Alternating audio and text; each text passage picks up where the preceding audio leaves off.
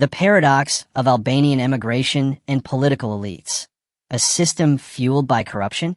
The story of the Albanian immigrant is one of relentless toil, a journey marked by dawn-to-dusk labor in foreign lands, often in grueling jobs shunned by others. These individuals, comprising half of many families, send remittances that have long propped up Albania's economy. Yet, their sacrifices starkly contrast with the opulence of political dynasties like the Berishas, Medas, Bashas, and Ramas, whose wealth and influence grow amid a populace struggling for basic sustenance. This glaring disparity raises urgent questions about systemic corruption and the failure of governance. The immigrant's burden. Over 1.4 million Albanians, nearly a third of the population, live abroad, driven by limited opportunities at home. They work construction in Greece, farm in Italy, or clean homes in Germany, often exceeding 8-hour days for meager wages. Their earnings, sent back as remittances, account for nearly 10% of Albania's GDP. Yet, their hard work rarely translates into prosperity. Instead, they face a cycle of survival, while political elites thrive.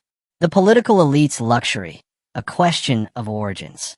How do political families amass vast portfolios, luxury properties, corporate shares, and offshore assets on modest official salaries? The answer lies in a decades-old system where power begets wealth. Sali Berisha, Ilir Meta, Lulzim Basha, and Edi Rama, spanning parties and ideologies, all face allegations of leveraging office for personal gain. From dubious tenders to murky privatizations, their wealth accumulation mirrors patterns of clientelism and nepotism endemic in Albania's politics. Corruption, the engine of inequality. Albania ranks 110th in Transparency International's Corruption Perceptions Index, with institutions weakened by partisan interference. Public funds vanish into inflated contracts, roads that crumble, hospitals lacking medicine, while elites siphon resources. Competition dies because success hinges on connections, not merit. Small businesses, stifled by bribe demands and oligarchic monopolies, falter. Meanwhile, political clans monopolize sectors like energy, construction, and media, entrenching their dominance. The cost to society. The result? A nation where 22% live in poverty, youth flee en masse, and disillusionment festers.